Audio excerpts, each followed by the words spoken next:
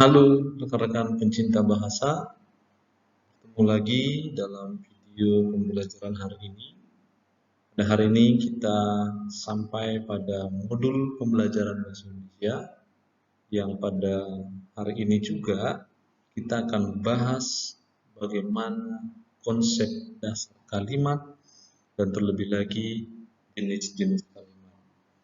Nah, adapun tujuan modul pembelajaran ini supaya Anda, rekan-rekan mahasiswa, mengetahui lebih jauh bagaimana sebuah kalimat itu terbentuk dan terlebih dapat mengaplikasikan jenis-jenis kalimat dan Anda mampu menggunakannya dengan baik. Nah, tentunya rekan-rekan mahasiswa, kita akan membicarakan terlebih dahulu apa yang dimaksud dengan kalimat. Ketika Anda mendengar kata kalimat, apa yang terbayang dalam pikiran Anda?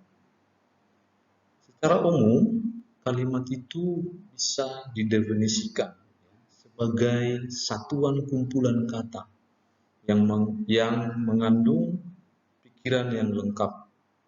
Nah, kata kunci di sana terlihat adalah satuan kumpulan kata.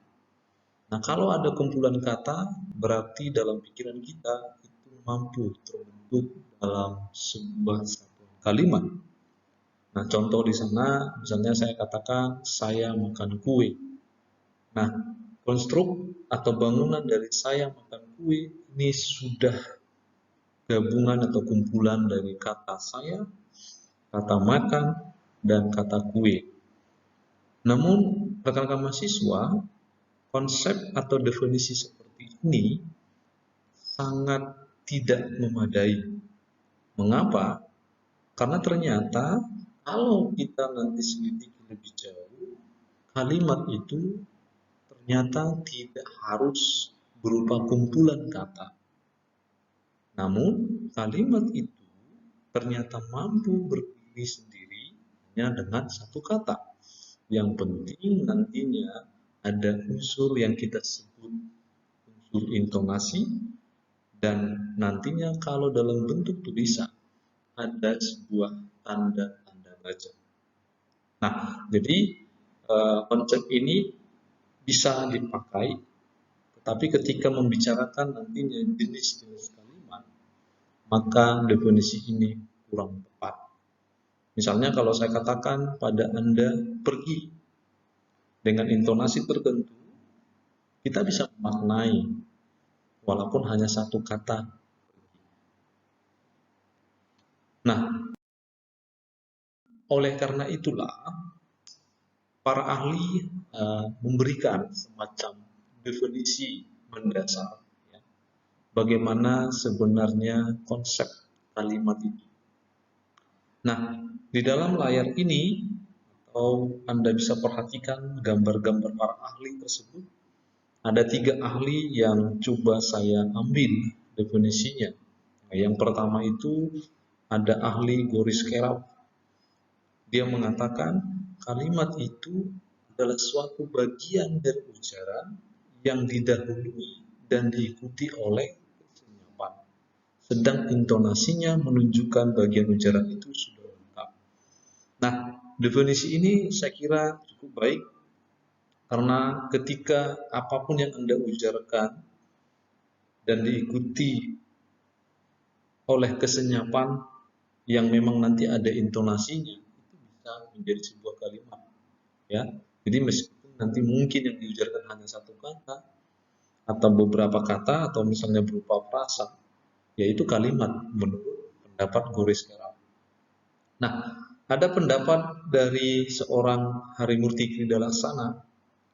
Dia juga mengatakan kalimat itu adalah satuan bahasa yang secara relatif berdiri sendiri, mempunyai pola intonasi final dan secara aktual dan potensial terdiri dari klausa.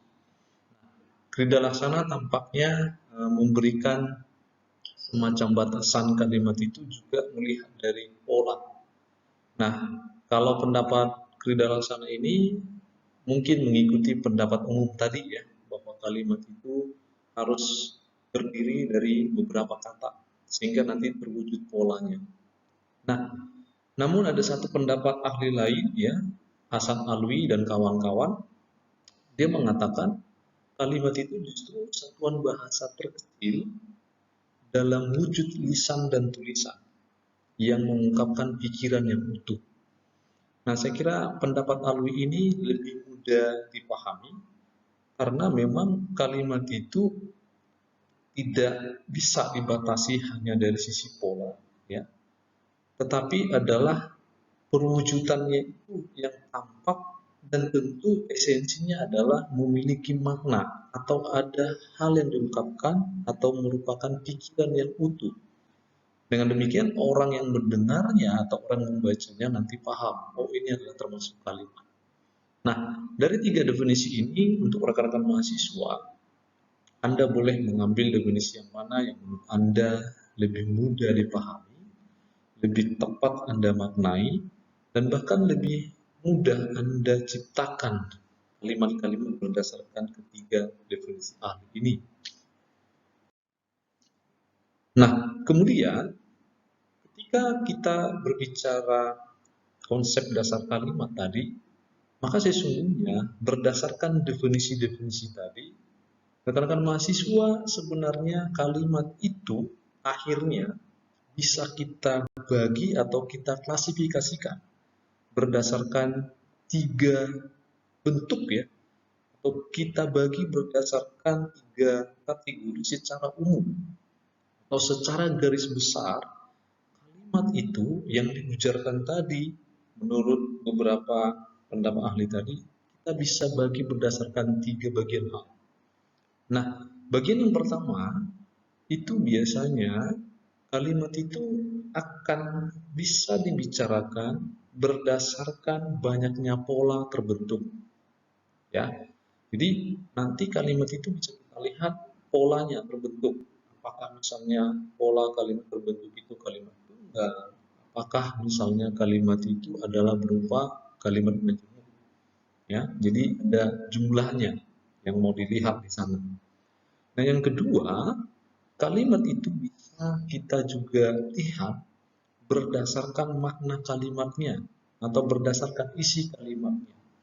Nah, berdasarkan isinya ini, misalnya, apakah rekan-rekan setelah mendengarkan kalimat itu, yaitu mungkin memerintah, mungkin menginformasikan, atau mungkin menyerukan sesuatu.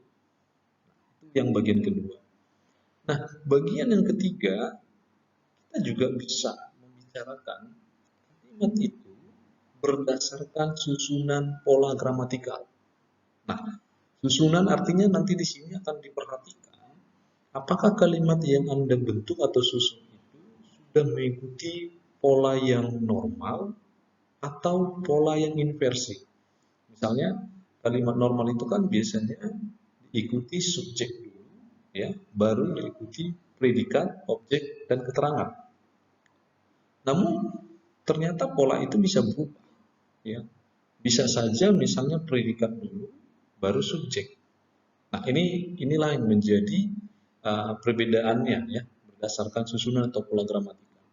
Nah, dari tiga bagian besar ini akan dirinci bagaimana nanti setiap bentuk-bentuknya.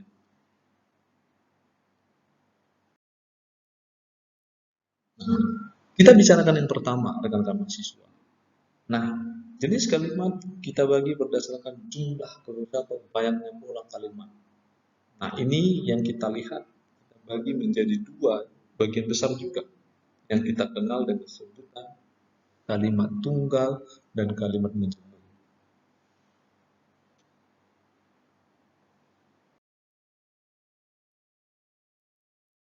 Nah, untuk kalimat tunggal, apa yang dimaksud dengan kalimat tunggal kan? Kalimat tunggal karena ini dibagi berdasarkan jumlah atau banyaknya pola, maka kalimat tunggal itu nanti akan seluruhnya terbentuk dari satu pola. Nah, satu pola yang dimaksud itu adalah misalnya nanti apakah subjeknya hanya satu, predikatnya hanya satu, ya, atau ditambahkan juga objek hanya satu, atau secara lengkap. Polanya, subjeknya, predikatnya, objek, dan keterangan. Intinya, pola-pola tadi, struktur kalimat itu semuanya satu. Itulah yang dinamakan kalimat tunggal. Sehingga nanti juga kalimat tunggal itu bisa dikatakan adalah sebuah kalimat yang bisa berdiri sendiri meskipun itu hanyalah satu klausa. Juga dinamakan kalimat tunggal. Nah, ada beberapa contoh di sana. Misalnya contoh kalimat Joni bermain, Nur Fitri memakan apel, Peterson pergi ke sekolah tadi pagi. Jika kita selidiki subjek, predikat, objek, dan keterangannya, semuanya terdiri atas satu. Nah, itu yang dinamakan kalimat tunggal. Nah, jenis-jenis kalimat tunggal itu ternyata masih bisa dibagi, ya. Nah, kalimat tunggal itu bisa kita bagi misalnya menjadi 4 bagian besar, yaitu apa yang kita sebut kalimat tunggal berupa kalimat nominal, kalimat adjektifal, kalimat verbal, kalimat preposisional. Nah, 4 bagian besar dari kalimat tunggal ini akan kita bicarakan. Namun untuk jenis khusus kalimat verbal, ya, berupa kalimat intransitif, ekatransitif, kalimat dwitransitif, kalimat semi-transitif, dan juga nanti kalimat pasif yang memang nanti itu akan kita bicarakan pada video-video selanjutnya. Namun untuk 4 jenis kalimat tunggal kita akan bicarakan untuk selanjutnya pada jenis-jenis kalimat tunggal ini.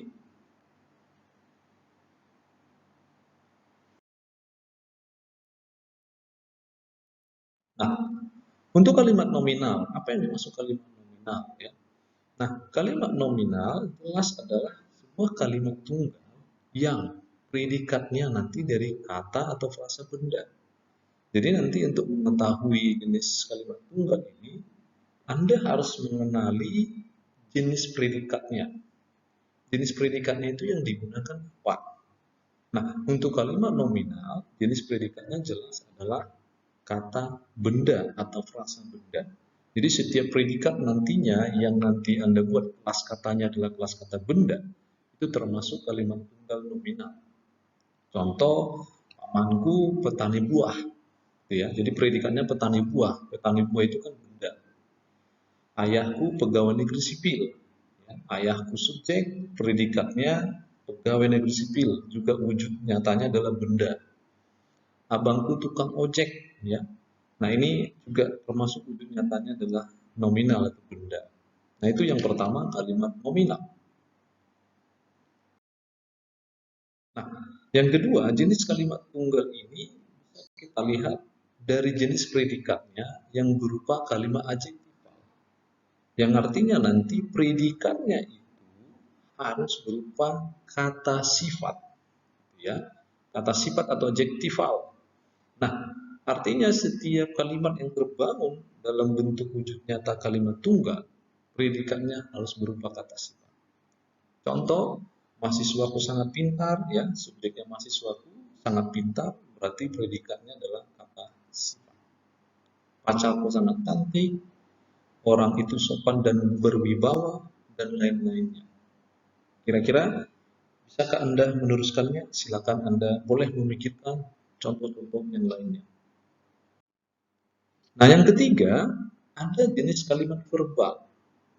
Nah, jenis kalimat verbal ini, di sini yang dititik beratkan adalah kalimat tunggal yang memang jenis predikatnya harus berupa kata kerja. Ingat, kata kerja. Artinya nanti kata-kata yang Anda pilih harus menyangkut persoalan tindakan atau kegiatan yang disebut kata kerja. Nah, Anda bisa membuatnya lebih lanjut, misalnya saya sedang mengikuti perkuliahan siang ini, di sana sudah ada kata kerja sedang mengikuti. Kami belajar bahasa Indonesia, belajar berupa kata kerja, berarti di sana sudah termasuk kalimat tunggal verbal, ya, kata kerja, kata kuncinya, predikannya harus berupa kata kerja. Nah, selanjutnya ada jenis kalimat tunggal berupa kalimat preposisional. Nah, preposisional ini artinya bahwa nanti predikatnya itu terwujud karena adanya sebuah kata depan, ya, kata depan atau preposisi. Nah, artinya nanti bahwa di dalam proses penulisannya akan selalu muncul konsep preposisi atau kata depan. Contohnya, dia baru datang dari perpustakaan, ya, ada unsur perpustakaan. Dari perpustakaan, orang itu pergi ke Tangerang. Mereka akan belajar kelompok di taman kampus. Artinya nanti bahwa memang kalimat tunggal ini memang akan terlihat karena ada unsur-unsur preposisional.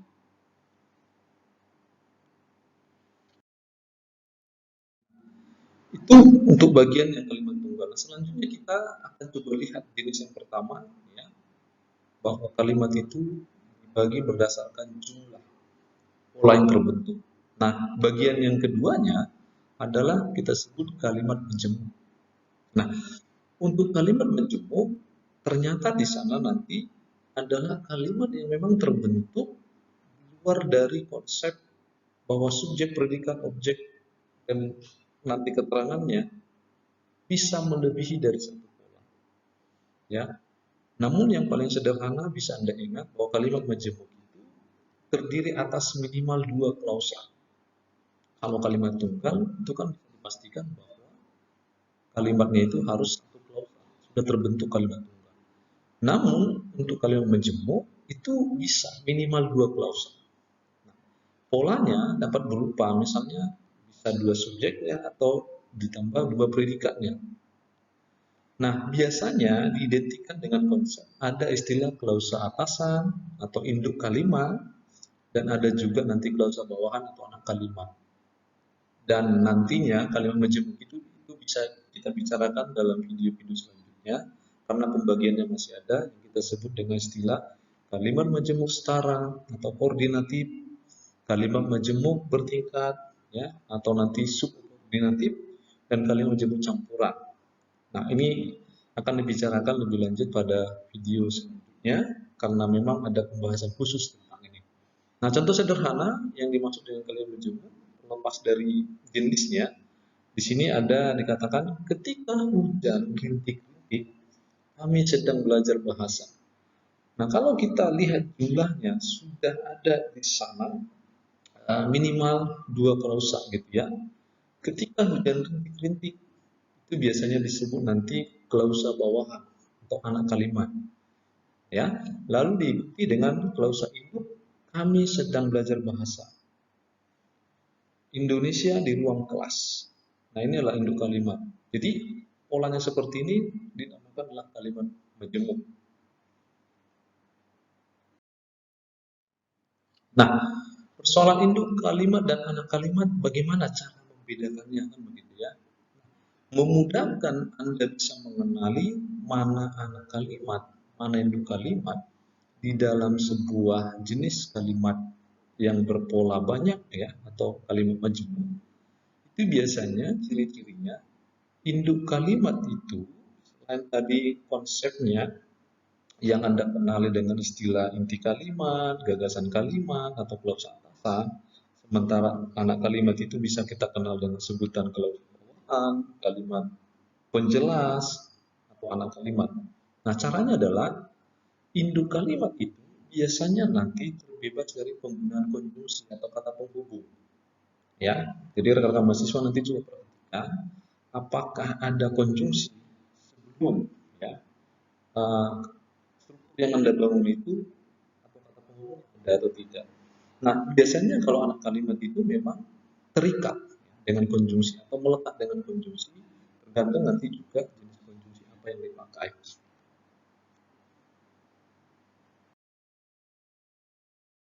Nah, yang hal lain lagi supaya memudahkan rekan-rekan mahasiswa nanti mengetahui mana dia induk kalimat, mana anak kalimat, bisa Anda perhatikan dari struktur anak panah yang ada di sini. Dan biasanya memang itu bisa terbantu kita ketahui dari sisi penggunaan fungsi tanda koma. Nah, kalau anak kalimat diikuti ya oleh induk kalimat, itu biasanya harus ada tanda koma. Namun sebaliknya, kalau induknya dulu ya, induk kalimatnya terlebih dahulu, lalu diikuti anak kalimat, tidak perlu tanda koma. Nah, di sini menjadi ciri khas kalimat majemuk seperti itu. Contoh di sini, karena hujan lebat, koma, kan gitu ya. Ada koma ini menandakan bahwa struktur ini disebut sebagai anak kalimat. Lalu diikuti oleh induk kalimatnya, yaitu mahasiswa UPH itu sedang berlari, ya, dengan sekuat tenaga atau berlari dengan sekencang-kencangnya. Nah, ini bisa menjadi induk kalimat. Namun kalau kita balik struktur kalimatnya, tentu nanti tanda koma tidak boleh Anda pakai. Misalnya, mahasiswa UPH itu sedang berlari dengan sekuat tenaga karena hujan lebat. Maka nanti dengan sekuat tenaga koma karena hujan lebat itu salah. Ini nanti akan kita bahas di dalam bentuk-bentuk analisis kalimat efektif atau yang sudah pernah kita bicarakan dalam video-video sebelumnya.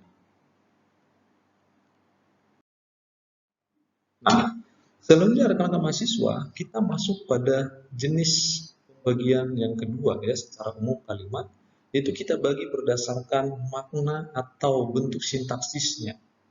Nah, kalimat itu ternyata bisa kita bagi berdasarkan makna yang ditimbulkan kalimat itu atau berdasarkan isinya. Kita bisa mengenal misalnya ada kalimat deklaratif ya, atau kalimat berita, atau ini juga sering dikatakan kalimat informatif ya, menginformasikan. Misalnya saya mengatakan hari ini saya makan buah pisang. Berarti Anda menginformasikan. Nah, biasanya berdasarkan makna atau bentuk sintaksis ini akan ditandai dengan tanda-tanda baca tertentu ya yang dipakai. Biasanya kalau kalimat deklaratif, biasanya tanda baca yang dipakai adalah tanda titik ya, menandakan punktuasinya tanda titik. Ada juga kalimat interrogatif atau kalimat tanya. Jadi biasanya kalimat tanya tentu nanti punktuasinya adalah ya lambang tanda tanya gitu ya. Misalnya, di manakah rumah Anda? Tanda tanya. Berapakah usia Anda hari ini? Tanda tanya. Ya. Siapakah Presiden Republik Indonesia yang ketujuh? Tanda tanya. Ya, macam-macam. Anda boleh menciptakannya. Ada juga jenis kalimat imperatif. Ya. Imperatif ini ada kalimat perintah. Ya. Nah, kalimat perintah ini biasanya tanda baca yang dipakai adalah tanda seru. Ya. Ambilkan buku itu, misalnya ya. Jangan buang sampah di sana. Ya. Nah, itu yang dimaksud dengan kalimat imperatif. Lalu ada disebut kalimat eksklamatif, ya. Ini kalimat seruan. Kalimat seruan juga bisa digunakan tanda-tanda apa yang kita sebut dengan tanda baca seru ya, bisa juga dipakai di sana. Tapi isinya nanti memang hanya sekedar memberikan seruan tertentu. Misalnya, oh indahnya pemandangan ini, wih keren sekali, aduhai luar biasa hebat. Ya, jadi Anda bisa kreasikan. Intinya nanti jenis pembagian yang kedua ini itu berdasarkan bagaimana isi kalimat itu bisa kita pahami.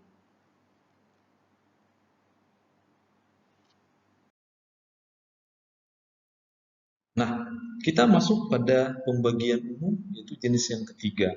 Nah, jenis pembagian yang ketiga ini kita bagi berdasarkan susunan gramatikal yang kita sebut nanti bagaimana susunan itu Anda buat kalimat itu.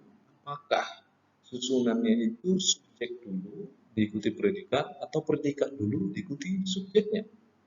Nah, ini sangat penting karena apa?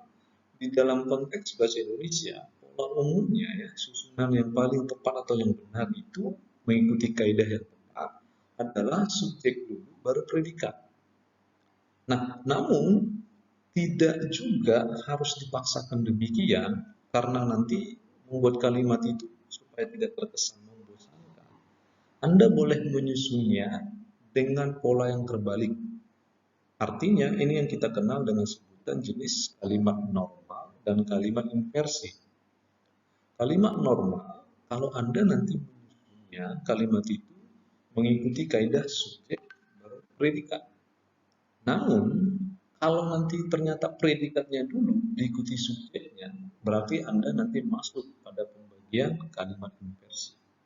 Nah, contoh di sini ada doanya sudah terkabulkan 2 bulan yang lalu. Jadi subjeknya doanya sudah terkabulkan 2 bulan yang lalu. Nah, ternyata bentukan seperti ini Anda bisa buat redaksi yang lain yang memang maknanya sama, hanya memang susunannya berbeda. Kalau tadi subjeknya dulu baru diikuti predikat, doanya lalu diikuti sudah terkabulkan. Ternyata kita bisa membuatnya predikatnya dulu baru diikuti subjeknya. Sudah terkabulkan doanya 2 bulan yang lalu.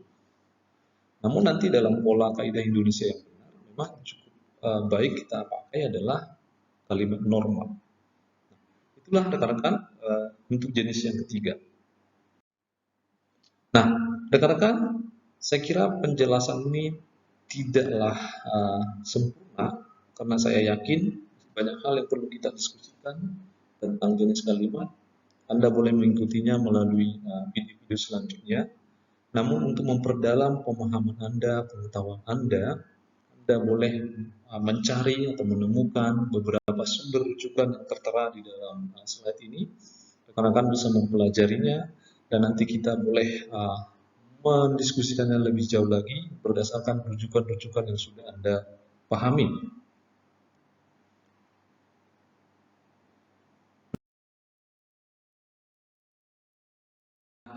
Rekan-rekan, kita sampai pada penghujung video ini, video modul kita pada hari ini.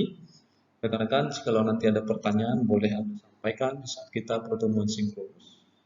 Dan terima kasih untuk Anda yang sudah menyaksikan video ini, menyaksikan bagaimana pembagian secara umum ya, secara besar jenis-jenis kalimat. Walaupun kalau ingin kita bahas lebih detail lagi, jenis-jenis itu masih bisa kita rinci kembali berdasarkan hal-hal dari 3 pembagian besar. Terima kasih untuk Anda, tetap semangat dan salam